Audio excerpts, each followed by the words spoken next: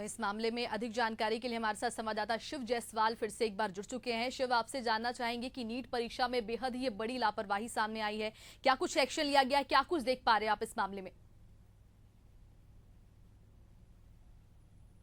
शिव, आपसे जानना चाहेंगे।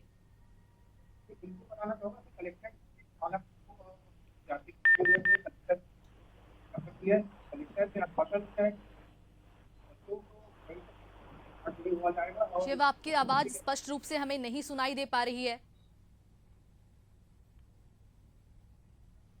तो बता दें, छत्तीसगढ़ के बालोद में नीट की परीक्षा का आयोजन किया गया था, जिसमें दोनों केंद्र में परीक्षा का आयोजन किया गया था, जहां पर भारी लापरवाही का मामला ये सामने आया है। आपको बता दें कि यहां पर बैंक से गलत एग्जाम पेपर लाकर परीक्षार्थियों को बांट दिया गया था, जिसके बाद बालोद के दोनों केंद्रों पर नीट की परीक्षा शुरू होने के ठीक आधे घंटे बाद जब गलती का एहसास हुआ, तब अचानक प्रश्न पत्र बदल दिया गया। नए प्रश्न पत्र मिलने और परीक्षा की समय सीमा नहीं बढ़ाने से नाराज परीक्षार्थियों ने हंगामा शुरू कर दिया और परीक्षा समाप्त होने के बाद पालकों ने भी हंगामा कर दिया। वहीं विवाद बढ़ने के बाद कलेक्टर को जानकारी दी गई। अब देखना यह होगा कि क्या इस मामले में न्याय मिल पाती है बच्चों को।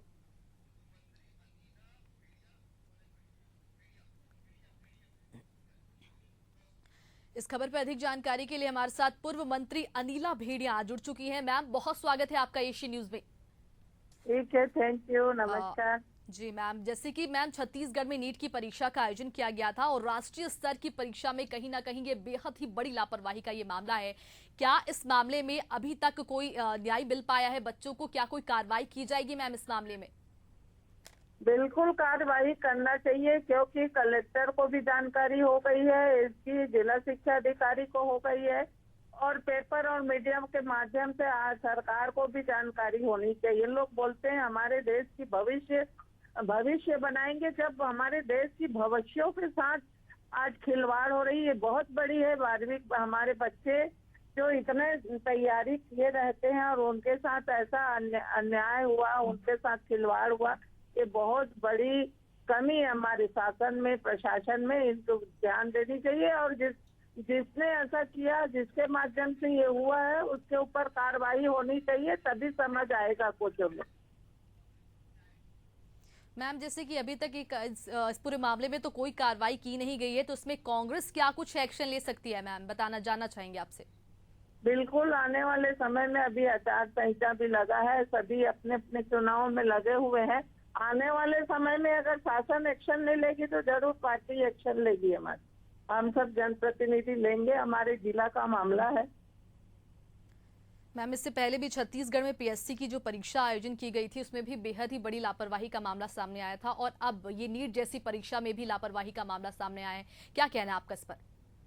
बिल्कुल, इसमें भी जैसे पीएससी में इन लोग जांच से खड़े किए हैं, तो हमारे वित्त मंत्री जी बहुत इसके लिए सेंसिटिव है शायद, तो इसमें भी उनको ध्यान आकर्षित अपने ओर करना चाहिए। प्रदेश में जो बच्चों के साथ हुआ है उसमें भी जांच होनी चाहिए। जी जी मैम, हमारे साथ जुड़ने के लिए बहुत शुक्रिया मैम आपका।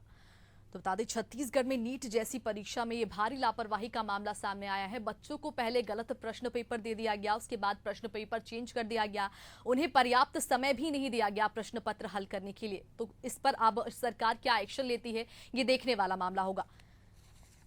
तो नीट जैसी परीक्षा में ये बड़ी लापरवाही सामने आई है। परीक्षार्थियों के भविष्य के साथ कहीं ना कहीं खिलवाड़ किया गया है। देश की सबसे बड़ी मेडिकल परीक्षा जो कि नीट है, उसमें भारी ही लापरवाही सामने आई है। यहां पर बैंक से गलत एग्जाम पेपर पहले लाया गया और फिर उसे बच्चों में बांट दिया गया, जिसके बाद बालोद के दोनों केंद्रों में भी नीट के गलत प्रश्न पेपर ही बांटे गए।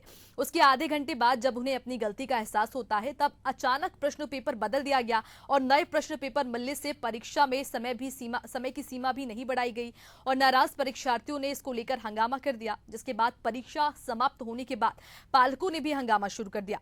उधर विवाद इतने बढ़ जाने के बाद केंद्राध्यक्ष ने कलेक्टर को चिट्ठी लिखी और पूरे वास्तु घटना से उन्हें अवगत कराया।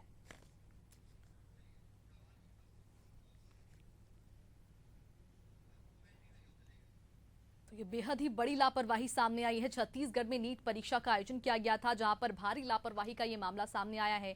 आपको बता दें कि बैंक से गलत प्रश्न पेपर पहले बांटा गया, फिर उन्हें गलती का एहसास जब हुआ तो फिर आधे घंटे बाद तुरंत प्रश्न पेपर बदल दिया गया और उसके बाद बच्चों को पर्याप्त समय भी नहीं दिया गया। कहीं ना कहीं सालों से बच्चे इस परीक्षा का बेसब्री से इंतजार करते हैं, तैयारियां करते हैं, दिन रात एक कर देते हैं तैयारियों में, लेकिन फिर भी उनके भविष्य के साथ ये बड़ा खिलवाड़ किया गया है। अब देखने वाली बात ये होगी क्या कुछ एक्शन इस पर सरकार लेगी।